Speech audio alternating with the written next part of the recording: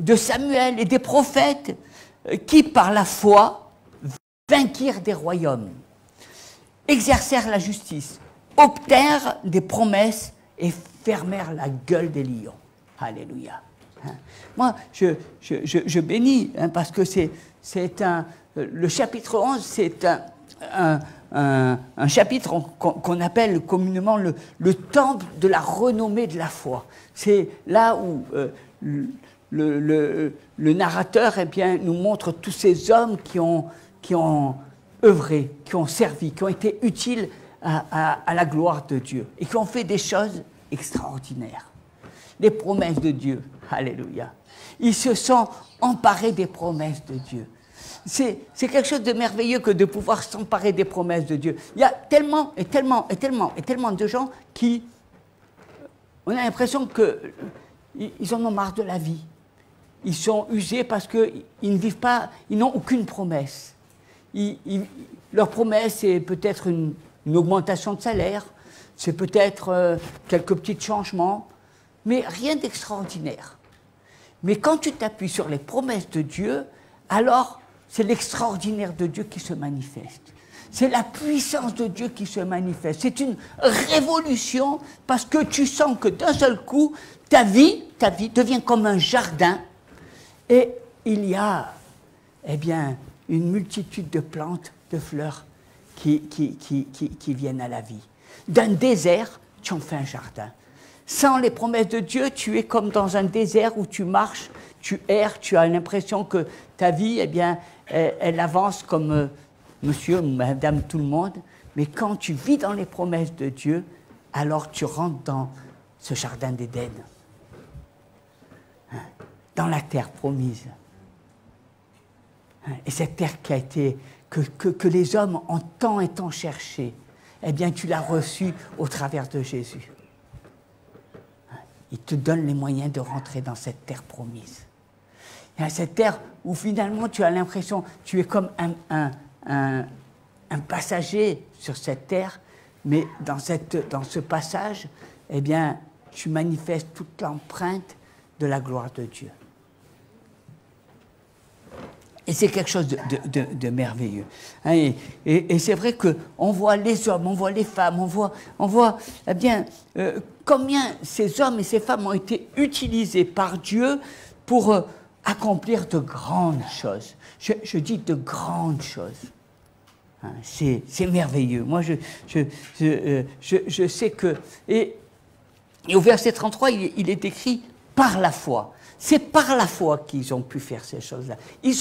C'est quelque chose qui n'arrive pas simplement par nos raisonnements, mais c'est les promesses de Dieu, eh bien, arrivent par la foi, parce qu'on y croit. Et j'ai pu expérimenter ces choses dans ma vie. À chaque fois que j'avais des projets, à chaque fois que je voulais voir des choses se réaliser, j'avais la foi en ces projets. Et lorsque je mettais ma foi, eh bien, dans le Seigneur, au travers de ces projets, Dieu les réalisait. Nous pouvons tous l'expérimenter, mais c'était mes projets. Mais quand nous avons les projets de Dieu, et que nous nous saisissons eh bien, de la foi, alors Dieu manifeste sa grandeur. Il manifeste sa puissance. Parce que ce ne sont pas les projets de l'homme, mais c'est les projets de Dieu. Et nous devons chercher ces projets de l'Éternel. Nous devons nous en emparer. Ils ont obtenu les promesses. Je dirais que aujourd'hui, c'est une bonne nouvelle. C'est que ces promesses, elles te sont acquises. C'est les promesses de l'Éternel, elles sont pour toi. Jésus a acquis toutes ses promesses. Elles sont là, devant toi. Et je dirais que j'ai appris aussi une chose, c'est que Dieu était bien disposé à agir. Que lui, il voulait que ses promesses se réalisent dans ta vie. Mais est-ce que toi, tu es disposé à laisser Dieu, de sorte que ces promesses se réalisent dans ta vie. Finalement, j'ai vu, quand tu regardes à Dieu, eh bien, tu vois que son oui est oui, et que les promesses de Dieu, il veut les accomplir. Mais j'ai vu des enfants de Dieu qui cherchaient toujours des difficultés, qui voyaient toujours ce qu'ils ne pouvaient pas faire, qui, au lieu de se saisir des promesses, étaient toujours en train de se chercher la petite bête. En fait, je me suis rendu compte que c'est nous qui ne voulons pas accomplir les promesses de Dieu, parce que lui, il désire les accomplir, mais nous, on se trouvera toujours des petits défauts, on va chercher toujours quelque chose qui ne va pas pour rentrer dans les promesses. Finalement, je me suis dit, Dieu veut bénir cette ville, Dieu veut toucher une multitude de personnes, et quand je marche dans la pensée de Dieu, eh bien, je m'aperçois que Dieu agit, parce que quand je vais, je vois que Jésus est avec moi et qui m'accompagne, et je vois que les gens sont réceptifs à la parole de Dieu. Mais j'ai vu aussi beaucoup de chrétiens qui étaient là en train de se mettre la main sur les yeux en se disant « mais dans ce monde, les gens sont contre Dieu, il n'y a personne, c'est pas possible ». Et j'ai vu ces gens-là qui étaient toujours en train de se lamenter, en train de pleurer, mais en fait, je voyais que leurs pleurs n'amènent rien. Que tant qu'ils étaient en train de pleurer, eh bien, le malin, il était content parce qu'il disait, au moins, ils peuvent pleurer, pendant ce temps-là, il n'y aura pas d'âmes qui seront sauvées. Hein, pendant tout le temps qu'ils pleurent, eh bien, moi, je n'amènerai pas ma révolution dans cette ville. Jésus sera maîtrisé. Et quand je regarde, aux promesses de Dieu, je vois que Dieu n'est pas... On pourrait dire Dieu est avec le pasteur. Non, il est avec ma sœur, il est avec mon frère, il est avec chacun de vous. Et en fait, je vois qu'on est une équipe du Seigneur et qu'on est dans un même esprit et que le Seigneur agit avec l'un, avec l'autre et qu'il se manifeste. Je n'ai pas besoin d'être là dans toutes les circonstances. Au contraire, je vois l'Esprit de Dieu traverser telle ou telle personne. Et qui plus est, je vois la joie du Seigneur qui embrase les cœurs de mes frères et sœurs. Je vois qu'il y a comme un renouveau, une transformation. Je vois un réveil dans leur vie. Ils ont tant et tant cherché le réveil, comprenant pas, cherchant, est-ce que ça vient de la faute des églises? Est-ce que ça vient de la faute de ceci? Est-ce que ça vient de la faute de cela? Et finalement, quand ils se sont mis en action, ils ont vu que le Seigneur était présent. Et ce dont nous avons besoin avant tout, c'est de la présence du Seigneur.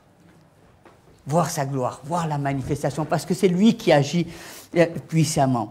Et c'est une question qu'on doit se poser. Est-ce que ces promesses que Dieu nous a données, est-ce que c'est lui qui ne veut pas que Dieu se tourne vers Marseille et que des âmes soient sauvées dans notre ville? J'ai entendu beaucoup de gens qui pensent que les églises sont vides à Marseille. J'ai entendu beaucoup de gens qui même sont des anciens dans les églises qui comptent à chaque fois qu'il y a quelqu'un qui vient dans une église et qui dit « voilà, aujourd'hui il y a eu 30, 40, 50 personnes ». Ils font le dénombrement. J'ai vu beaucoup de gens comme ça. Et puis beaucoup de chrétiens qui se posent la question « mais pourquoi? Et puis il y en a qui vont nous dire « ailleurs c'est plus plein. Ah, il y a 200, il y a 300. » Mais c'est une goutte d'eau face à Marseille. Hein? On regarde toujours nos incapacités, mais quand tu vas, finalement, et que tu parles de Jésus, les gens ont un cœur ouvert. Finalement, quand tu es conduit par le Saint-Esprit et que tu dis « est-ce que je peux prier pour toi ?» Eh bien, la personne te dit « oui, prie ». Et quand tu as fini de combattre avec tes pensées charnelles et que tu te dis finalement, je ne vais pas prier les prières que je fais à l'église bien pensantes, mais je vais laisser l'Esprit de Dieu se manifester, eh bien tu entends le Saint-Esprit te parler et tu pries, mais ce n'est pas toi qui pries, c'est le Seigneur qui parle. L'Esprit de Dieu se manifeste et il révèle des choses cachées à la personne, parce que l'Esprit de Dieu, il sait toucher, il sait convaincre. Le Saint-Esprit connaît les choses parce qu'il va à l'intérieur des personnes. Alors que toi, une fois que tu as fait tomber tout ce qui est superficiel, tu vas dans les profondeurs de Dieu. Et tu laisses Dieu agir. Hein, et souvent, c'est vrai que je vois des chrétiens qui sont là et qui disent oui, on veut voir le réveil, on veut voir même Marseille venir à Jésus, on veut voir beaucoup de choses, mais ils commettent une grave erreur. Je crois que parce qu'ils pensent toujours que c'est Dieu qui va se lever, que c'est Dieu qui va faire, qu'un jour il va y avoir un grand tremblement de terre. Mais je vais te dire une chose, Dieu veut que toi tu sois réveillé, que le réveil commence dans ton cœur et qu'il y ait une flamme qui t'embrase. Et à ce moment-là, il y aura une flamme aussi qui va embraser mon frère, ma sœur, et tu verras un véritable réveil parce que le réveil, il est d'abord en nous. Et c'est nous qui sommes ses témoins. Et Dieu se sert de chacun de nous. C'est pour ça qu'il nous a dit, allez, hein, je vous donne un ordre, un commandement. Restez pas assis, allez. Hein, il faut aller dans le champ. Il faut aller. Hein, et c'est quand tu marches dans la parole, c'est quand tu vis la parole, qu'à ce moment-là, tu vois les promesses du Seigneur. On va me dire, mais comment se fait-il que les promesses sont pour nous? Il y a 2000 ans, on voit dans le livre des Actes que le Saint-Esprit a été répandu. Hein, et depuis lors, nous vivons cette saison. À partir du moment où le Saint-Esprit est descendu, et je dis bien le Saint-Esprit, parce que c'est une expérience que tu dois faire. Je veux te mettre à défi. Si tu prends la foi, la parole de Dieu, d'une manière humaine, tu vas voir que ça va être un livre où tu vas être comme un aveugle. Il y a beaucoup de choses que tu ne comprendras pas.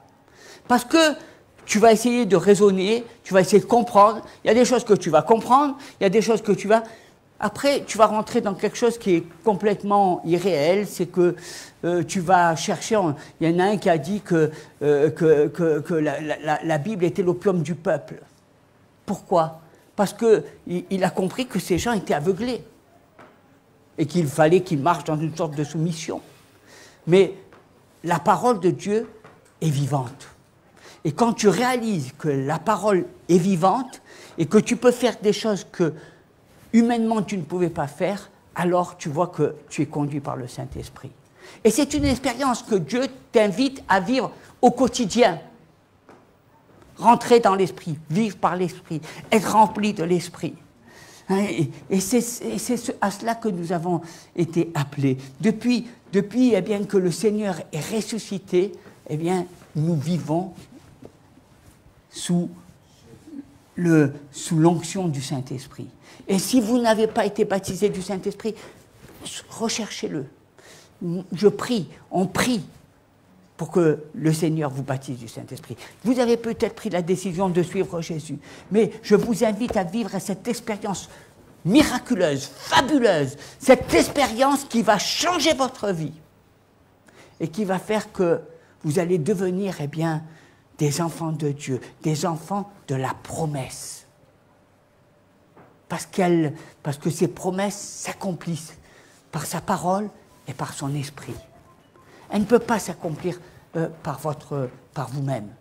Il faut que vous soyez remplis de l'Esprit Saint pour pouvoir accomplir les projets de l'Éternel. Et c'est à cela que nous sommes appelés. Et nous pouvons tous posséder les promesses. C'est pour ça que l'Église est une Église triomphante. L'Église, le lieu des rassemblements des chrétiens, c'est une Église où il y a la gloire de Dieu. Bien sûr qu'il y a des gens qui rentrent, il y a des gens qui ont besoin de guérison, il y a des gens qui ont besoin de sentir l'amour, il y a des gens qui ont besoin que Dieu leur ouvre une porte de travail. Bien sûr que toutes ces personnes, mais l'Église, le rassemblement des chrétiens, c'est la gloire de Dieu qui se manifeste. Et Dieu veut bénir toutes les personnes qui rentrent. Parce qu'il leur apporte cette eau, il leur apporte ce pain de vie, il leur apporte ce réconfort. Il il les prend dans ses bras. Mais l'Église, vous savez, ceux eh bien, qui sont remplis, les colonnes, ceux qui sont remplis de la gloire de Dieu, qui manifestent la gloire de Dieu, ceux qui appellent la puissance, l'autorité de Jésus à venir. Ceux eh bien, qui sont comme ces 24 vieillards et qui prient tout autour et qui proclament eh bien, la puissance et la gloire de l'Éternel. La gloire de Dieu. La gloire de Dieu. Moi, je bénis le Seigneur. Je bénis le Seigneur parce que nous sommes une armée. Parce que nous sommes une armée et nous sommes une armée qui avons déjà la victoire. Parce que nous n'avons pas besoin de nous battre par nous-mêmes, mais c'est Jésus qui a acquis la victoire à la croix. Hein? Nous savons que nous avons la victoire. C'est extraordinaire. Vous savez, d'aller vous battre, il y en a qui vont se battre, ils se disent on va perdre des plumes. Il y en a qui se disent on va avoir des morts. Mais vous savez que quand vous battez avec le Seigneur, vous avez la victoire. La victoire est acquise. Vous savez comment ça va se passer.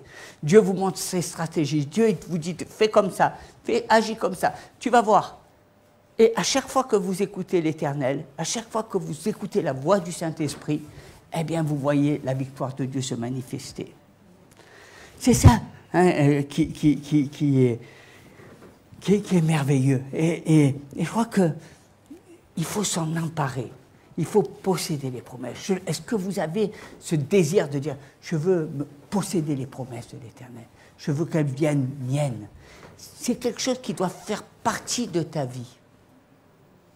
Il y a des promesses. Dieu vous a fait des promesses. Vous savez que quand on vient au Seigneur, et c'est souvent au début de notre conversion où Dieu nous parle, où Dieu nous fait des promesses. Et bien souvent, quelques années après, on se dit, non, mais Dieu n'a pas fait cette promesse, elle ne s'est pas réalisée, donc ça ne vient pas de Dieu. Non, ce n'est pas qu'elle ne s'est pas réalisée, c'est que tu n'as pas su t'en emparer. C'est ça la différence. Hein? Tu n'étais pas capable, à cette époque, eh bien, de pouvoir t'emparer de ces promesses. Mais c'est normal, parce que quand tu es jeune dans la foi, tu fais des erreurs. Parce que tu ne fais pas tout c'est pas un livre, ta vie n'est pas un livre où tu fais des erreurs. Mais sache qu'il n'est jamais trop tard pour t'emparer des promesses. Et te dire, tu vois Seigneur, tu m'as fait une promesse, eh bien je veux qu'elle se réalise dans ma vie. Alléluia. Hein? Et je crois que, vous savez, je dis toujours que les promesses de Dieu, c'est quelque chose... C'est radical, quoi. C'est pas quelque chose qui devrait se produire. Vous savez, nous, on voit toujours les choses qui... c'est normal, c'est normal. Avec Dieu, c'est radical. Il n'y a pas quelque chose qui est établi. Je dirais, je disais, c'est vrai que quand j'étais jeune, dans la foi, eh bien, je prenais la Bible, hein, je la mettais sur mon cœur, j'étais debout, et puis je me disais comme ça, eh bien, voilà, je tiens toutes les promesses de Dieu, elles sont à moi. Hein? J'étais là, j'étais convaincu qu'en prenant et en proclamant, elles étaient à moi. Mais elles n'étaient pas à moi. Non. C'est pas parce que je me tiens debout que je proclame qu'elles sont à moi. Il faut que je les saisisse, que je les mette en pratique, que je voie que toutes ces promesses, elles marchent, non? Parce que promesse, mais Dieu n'est pas le Dieu des promesses des hommes. Les hommes, ils font beaucoup de promesses, mais ils ne les réalisent jamais. Dieu, quand il fait des promesses, il tient parole, mais il te dit, mets en application, mon petit gars. Hein? C'est pas que je te fais des promesses et que tu vas dire, ah, elles sont à moi, maintenant, j'ai plus rien à faire. Je vais à l'église, je proclame les promesses de Dieu, elles sont à moi. Non. Les promesses de Dieu, elles s'appliquent quand tu les vis, quand tu te les appropries, quand eh bien, tu te retrouves devant un malade et que tu pries pour le malade, quand eh bien, tu es là face à des personnes et que tu agisses au travers du Saint-Esprit. C'est dans la pratique, c'est pendant la marche que Dieu renouvelle. Dieu n'a jamais dit qu'il faut aller que tu sois parfait pour agir. Parce que si tu attends d'être parfait pour agir, dans le royaume de Dieu, tu passe ta retraite, hein, tu n'agiras jamais. Hein. Hein, Dieu, il se sert des gens imparfaits, pas des gens parfaits.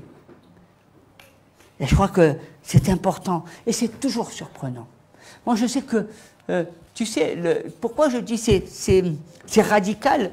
Parce que quand tu pries pour quelqu'un, toi, tu auras envie de prier au nom de Jésus, Seigneur, tu bénis. Tu sais, les prières que j'entends souvent bien pensantes. Et puis quand tu pries par l'Esprit, le Seigneur te dit, tu vois, cette personne, elle a besoin. Là, elle a été séparée de son mari, il y a une douleur là, tu vois, elle a un cœur brisé là. Là, son fils, il est en train de se droguer là, tu vois. Il faut que tu dis, je te dis que tu vas dire que quand, que tu vas agir et que tu vas toucher, tu vois, tu la vois pleurer, oui, ben tu vas lui dire ça. Et quand tu marches selon la parole de Dieu, alors là, la puissance de Dieu se manifeste. Et là, tu écoutes ce que dit Dieu. Et là, tu apportes les paroles de l'Éternel. C'est radical. Dieu touche les cœurs. Fais confiance à Dieu. Souvent, te viennent ces choses-là dans la tête. Mais non, qu'est-ce qu'elle va dire de moi? Mais non, c'est pas bien ça. Pourquoi je vais dire ça? Vous savez, qu'est-ce qui s'est passé? Pierre, quand il s'est adressé la première fois au peuple juif, il a dit, vous qui avez crucifié Jésus, je me tiens devant vous, vous qui avez crucifié Jésus, un homme qui n'a jamais rien fait de mal, qui a toujours guéri, béni.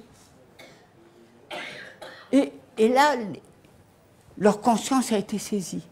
Et ils ont dit à Pierre, mais qu'est-ce qu'on peut faire? Et le Seigneur, et Pierre a dit, repentez-vous, demandez pardon. Et quand ils ont commencé à demander pardon, alors la guérison, elle est venue, elle est descendue sur eux. Dieu les a délivrés de cette chape, de cette condamnation qui était sur leur vie. Ils ont demandé pardon pour tout ce qu'ils avaient fait de mal. Et à ce moment-là, ils ont été baptisés du Saint-Esprit. Il y a eu 3000 personnes en un jour qui s'est converties. La puissance de Dieu. La puissance de Dieu. Nous sommes là pour délivrer les captifs. Nous sommes là pour faire tomber les chaînes. Nous sommes là pour proclamer une année de grâce du Seigneur. Et pour ça, nous avons besoin de laisser l'Esprit de Dieu parler. Toucher les cœurs.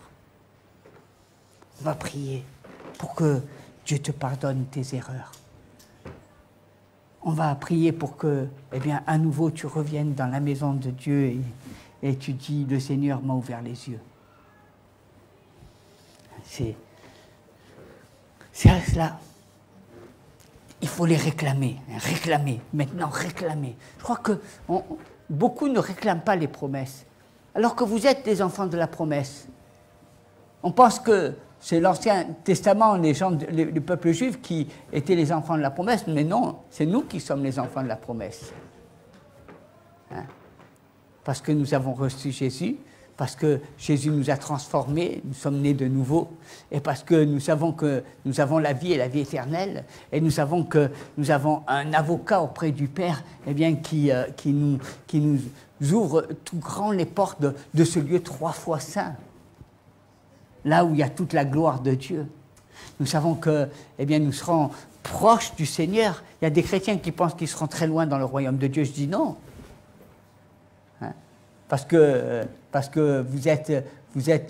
votre avocat, c'est le Seigneur Jésus. Hein? Et Jésus, il est à la droite du Père. Et nous avons une position. Hein? Nous avons été graciés par Jésus, par la croix. Alors les promesses de Dieu, il faut, je crois que, c'est comme, je vous donnais cette image, c'est vrai que, et Dieu met toujours cette image, nous donne cette image des promesses comme un arbre, vous savez, qui porte du fruit. Et c'est important de voir un arbre. Et quand vous voyez des fruits, il y a des fruits qui sont pas mûrs, ils sont encore verts, et vous avez des fruits mûrs, qui sont bons à manger, et vous avez des fruits trop mûrs, parce que si vous laissez le fruit trop longtemps, eh bien, sur l'arbre, qui est pourri. Et Dieu, eh bien, il veut qu'on voie, qu'on saisisse. Il y a des temps, eh bien, où vous ne pouvez rien faire parce que le fruit est vert.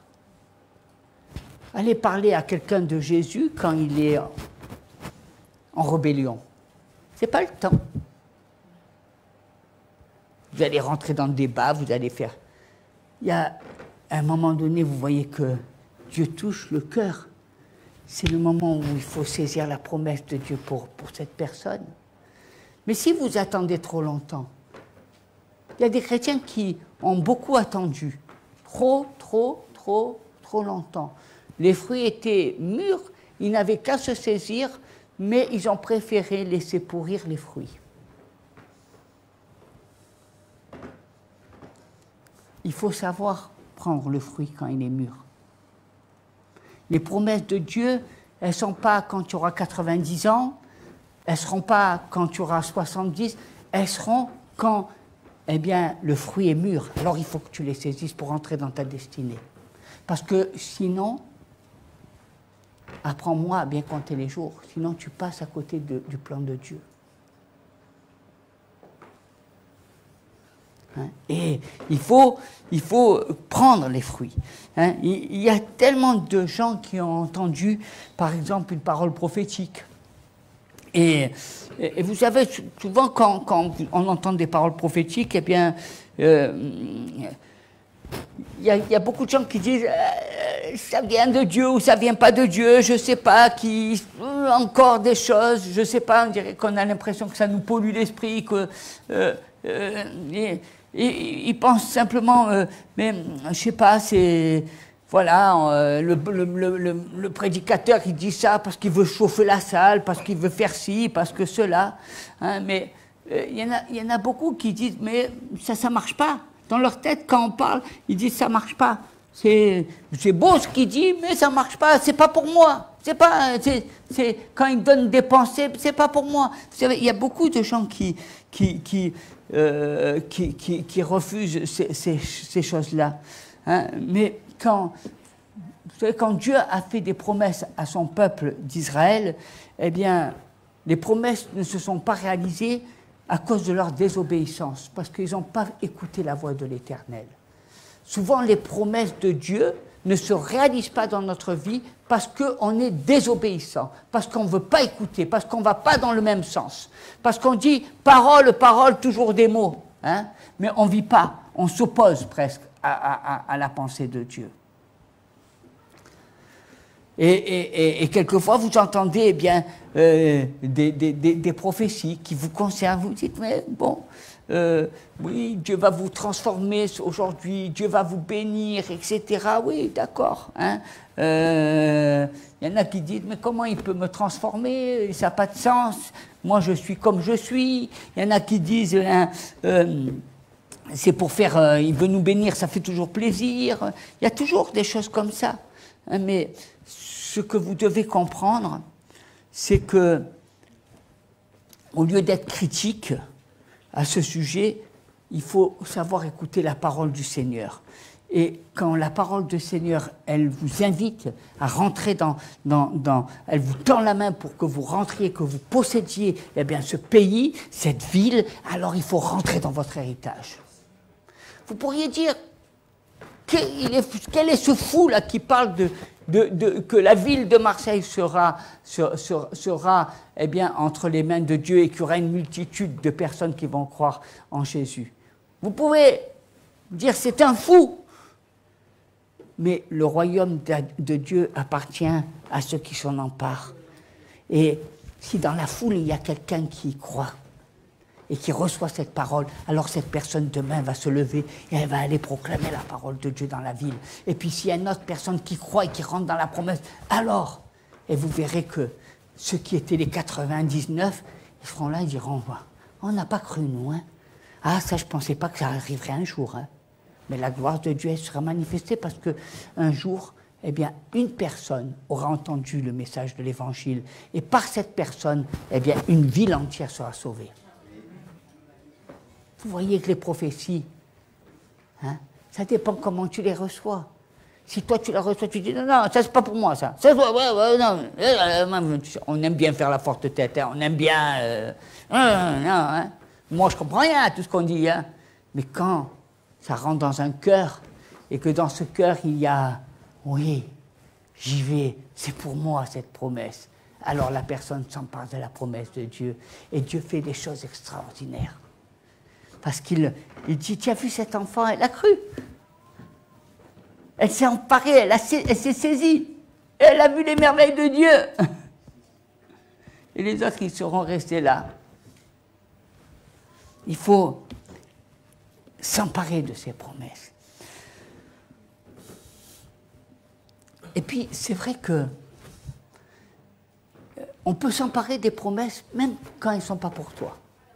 Il y a des promesses que tu as reçues, mais des fois, il y a des promesses que tu n'as pas reçues et tu peux t'en emparer.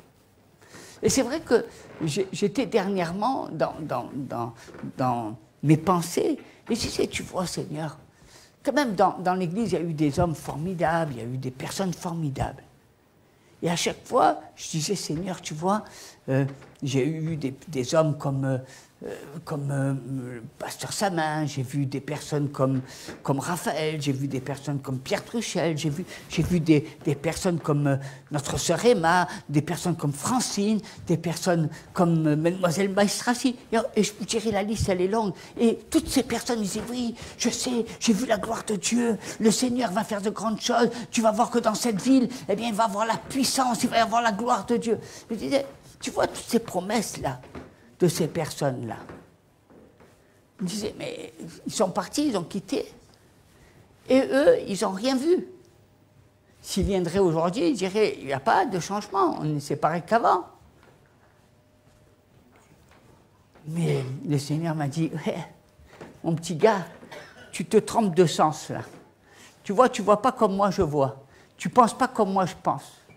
Parce que, il me dit, tu vois, toutes les promesses que j'ai faites à Gédéon, à M. Samin, à Josué, à Élie, à Pierre Truchel, eh bien, toutes ces promesses-là, elles vont s'accomplir. Il faut que tu les saisisses par la foi. C'est ta promesse. C'était pas ma promesse et c'est devenu ma promesse. Tu es surprenant. Vous savez, je cite toujours notre frère Christophe parce que Dieu est surprenant. Parce que s'il y a bien quelqu'un qui priait pour eh bien que son enfant vienne un jour au Seigneur, c'était bien une sœur qui était là. Elle priait, matin jusqu'au soir. C'était tout le temps sa prière. Chaque fois qu'elle ouvrait la bouche, c'était sa prière. Et elle n'a pas vu s'accomplir. Elle n'a pas vu son enfant venir dans ce lieu. Son enfant était rebelle. Et il ne voulait pas, toi avec tes bondieuseries, hein, laisse-moi tranquille, ce n'est pas le moment. Quand elle a quitté cette terre, eh bien, quelques années après, il est venu et il a donné son cœur au Seigneur. Ce n'était pas sa promesse, mais c'est devenu sa promesse. Vous voyez, la promesse de Dieu s'accomplit toujours. On ne voit pas sur le moment. On croit que non, mais quand Dieu fait une promesse, il la tient. Même si ce n'est pas tes promesses qu'il t'a faites à toi, eh bien, elles se réalisent. Parce que Dieu va t'utiliser pour ses promesses. Hein? C'est ça qui est extraordinaire avec le Seigneur. Hein? C'est pour ça que Dieu, eh bien, nous invite, je dirais, à rentrer dans la promesse. Et puis, dans le livre de 2 Pierre, au chapitre 1, verset 4, il dit « Lesquels nous assurent de la part les plus grandes et les plus précieuses promesses, afin que par elles, vous deveniez participants de la nature divine en fuyant la corruption qui existe dans le monde par la convoitise. » Moi, j'étais émerveillé parce que je me suis dit, les plus grandes promesses. Moi, je veux vivre les plus grandes promesses. Hein? Je veux vivre les plus grandes et les plus précieuses promesses. S'emparer. Dieu a fait des grandes promesses. Il y en a qui sont là et qui disent, moi je veux ça, moi, il faut être raisonnable hein, dans la vie. Hein. On ne peut pas tout avoir. Alors on va faire comme ça. Il y en a qui vont dire, il faut être vraiment raisonnable. Hein. Il ne faut pas... Mais les grandes promesses de l'Éternel, il faut les saisir par la foi. Hein, Dieu est merveilleux. Dieu est grand. L'Esprit de Dieu est tout-puissant. Ce que toi tu sais, c'est rien par rapport à ce que Dieu sait. Dieu, il sait tout ce que les gens y pensent.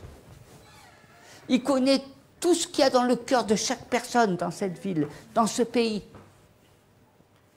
Il voit même les gens qui ont un cœur bien disposé. Toi, tu ne le vois pas, tu ne connais même pas les personnes. Mais Dieu, eh bien, peut se servir d'eux pour accomplir ses promesses. Il peut amener des gens des quatre coins. Moi, j'ai toujours été émerveillé. Vous n'avez pas remarqué? Vous dites, mais comment ça se fait? Il y a des gens, là, ils ont commencé dans la vie, même dans le ministère. Ils ont commencé par une petite église, etc. Et quelques années après, tu vois, c'est des empires presque. Tu dis, mais comment ça se fait, ça? Ben parce que c'est Dieu qui a fait des convocations. Il a convoqué. Il a appelé. Il a amené. Il a accompli. Dieu a de grandes promesses. Basez-vous sur les promesses de Dieu, pas sur la promesse de vos pensées, pas sur la promesse de votre intelligence, pas sur les promesses de vos raisonnements. Les promesses de Dieu. Ayez de grandes promesses. Des fois, on manque de foi. Hein. Souvent, on dit, ah non, mais ça ne marchera pas. Même dans notre musique, tu crois, qui c'est qui va écouter ce que je fais, etc. Tu penses, mais c'est pas à la hauteur. Regarde, il y a des artistes qui sont bien, qui sont plus professionnels que moi. Il y a des gens qui chantent mieux que moi. Il y a des gens qui font des meilleures mélodies que moi. Mais quand tu as une promesse et que c'est ta promesse de Dieu, Dieu il te donne le monde entier. Parce que vous savez, on est dans une église où il y a le monde entier. Chaque jour que vous rentrez dans ce lieu, vous voyez le monde entier. C'est la promesse de Dieu. Il ne voit pas petit. Hein. Toi, quand tu dis Marseille, c'est déjà grand. Hein. Tu dis la France, ah, alléluia. Mais quand tu regardes à la carte, tu dis waouh, Seigneur, vraiment, tu es merveilleux. Hein. Tu es fort, toi. Hein. Parce que tout vient de lui. Rentrez dans les promesses de Dieu. Pas dans vos promesses. Pas dans ces promesses que vous êtes forgées à la pensée de l'homme. Et quand tu rentres dans les promesses de Dieu, il y en a qui vont te prendre pour un orgueilleux. Et on dit, oh, celui-là, il va vraiment grand, hein, il faut quand même qu'il revienne sur terre. Hein. Mais je vais te dire, là, ce n'est pas de l'orgueil. L'orgueil, elle est dans l'homme. L'orgueil, souvent, elle veut prendre la gloire à elle-même. L'orgueil veut paraître. L'orgueil veut avoir qu'on lui dise qu'elle a des mérites. L'orgueil, c'est la promotion de l'homme. Mais quand tu cherches la gloire de Dieu, alors la gloire de Dieu se manifeste avec ses grands projets. Parce qu'elle n'est pas basée sur l'homme, elle est basée sur la gloire du Seigneur. C'est sa gloire à lui. Il faut avoir des grands projets. Et puis,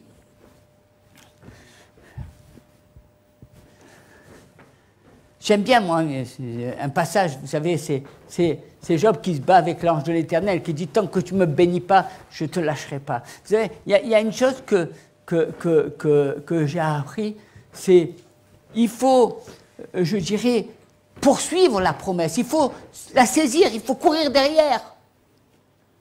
Nous, on attend que quelqu'un tape à la porte et te dise « Toc, toc, toc, aujourd'hui, je peux vous proposer cet emploi si vous voulez bien venir, vous aurez une bonne promotion. » Nous, on attend qu'il y ait toc, toc, toc, monsieur le facteur Seigneur Jésus qui arrive et qui te dit « Non, il faut les saisir. » Je vois des chrétiens, ils prient un jour sur quelque chose, je dis « Alléluia, c'est important ». Le lendemain, ils ne prient plus pour la même chose. Ils ont oublié. Ils prient pour autre chose. Entre-temps, ils n'ont pas obtenu la promesse. Quand tu veux quelque chose, il faut que tu sois résolu. Il faut que tu la poursuives. C'est tous les jours que tu dois prier. C'est tous les jours que tu dois aller dans l'autel de la grâce et que tu dois prier, Seigneur, tu vois, tu as fait une promesse et cette promesse, il faut qu'elle s'accomplisse. Et je ne te quitterai pas tant que tu n'as pas accompli la promesse de l'Éternel. Est-ce que vous voulez posséder la promesse? Parce que la promesse, c'est, voilà, je ne lâche pas. Je ne lâche pas prise.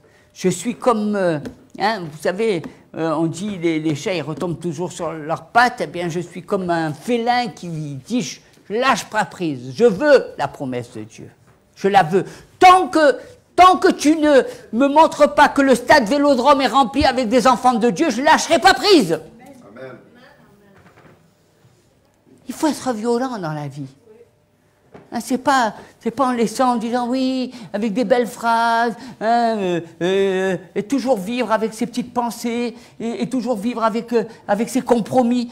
Arrêtons, mais bien aimés, stop au compromis. Dites-vous déjà, si vous voulez vivre bien dans votre tête, commencez à ne plus faire de compromis. Soit vous êtes chrétien, enfant de Dieu, soit vous êtes enfant du monde. Vous ne pouvez pas vivre un peu une jambe dans le monde et une jambe dans le royaume. Vivez le royaume. Déjà, toute votre vie ne suffit pas pour vivre le royaume. En vous plaçant dans le royaume de Dieu, pour faire tout ce que Dieu veut que vous accomplissiez, eh bien, votre vie, elle ne suffit pas. Alors, vous imaginez quand vous perdez du temps à faire, je sais pas, 30 ans, 40 ans, 50 ans, 60 ans, 70 ans, trop tard.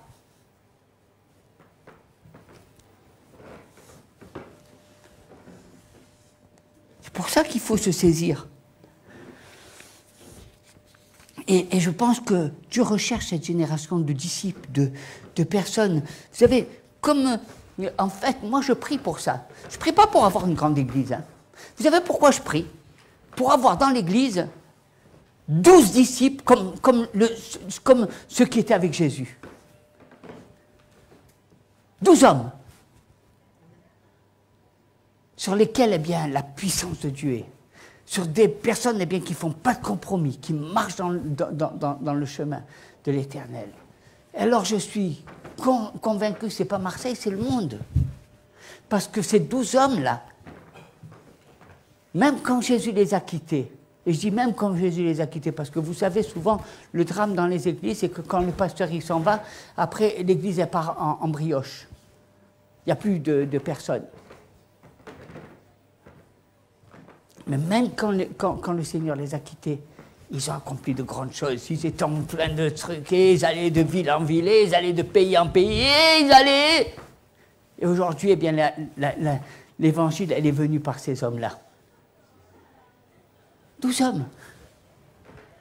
12 hommes qui étaient remplis de cette grâce, qui disaient, eh bien, on veut posséder les promesses. Alors moi, j'aimerais ce matin, eh bien, et je prie que le Seigneur supprime de ton cœur tout ce cynisme, de foi, toute cette incrédulité, toutes ces pensées qui t'empêchent de rentrer et qui t'empêchent de te saisir des promesses de Dieu. Je prie pour chacun de vous, afin que le Seigneur, eh bien, vous donne de devenir des hommes et des femmes de la promesse du Seigneur. Je prie, si vous êtes dans ce lieu, comme vous êtes en train de regarder, eh bien, ce message, je prie que le Seigneur pose ses mains sur vous, qu'il enlève, eh bien, toutes les pensées de l'homme qui sont sur vous, et qu'il vous donne cette foi qui déplace les montagnes, qui vous donne d'aller là où vous êtes, dans la ville où vous habitez, eh bien, qui vous donne de proclamer la grâce, la gloire de notre Seigneur, qui vous donne, eh bien, de prier pour les malades, qui vous donne d'écouter l'Esprit Saint, de se réjouir. Vous savez, la plus grande des choses, mes bien-aimés, c'est de se réjouir. De se réjouir, eh bien, de ce que nous n'avons rien à faire sinon qu'à aller, mais c'est tout le Seigneur qui fait. C'est lui qui agit. C'est lui qui touche les cœurs. C'est lui, eh bien, qui va amener toute sa gloire dans la vie de telle ou telle personne. Finalement, vous savez, quand vous comprenez que quand tu perds ta vie, tu gagnes ta vie, effectivement, quand tu t'occupes plus de toi, quand tu ne regardes plus à toi, quand tu ne fais plus attention à ton petit confort, à tes états d'âme, à ta manière de réfléchir, quand tu ne regardes plus à toi et que tu laisses ça derrière et que tu donnes un sens à ta vie et que tu te tournes vers Jésus, alors tu vois toute la plénitude, toutes les promesses de Dieu qui viennent avec toi et qui s'accomplissent jour après jour.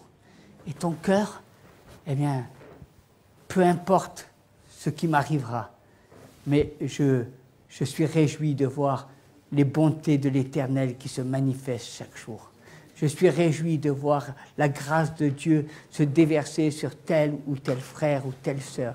Je suis heureux de voir eh bien, que le Seigneur a guéri telle ou telle personne.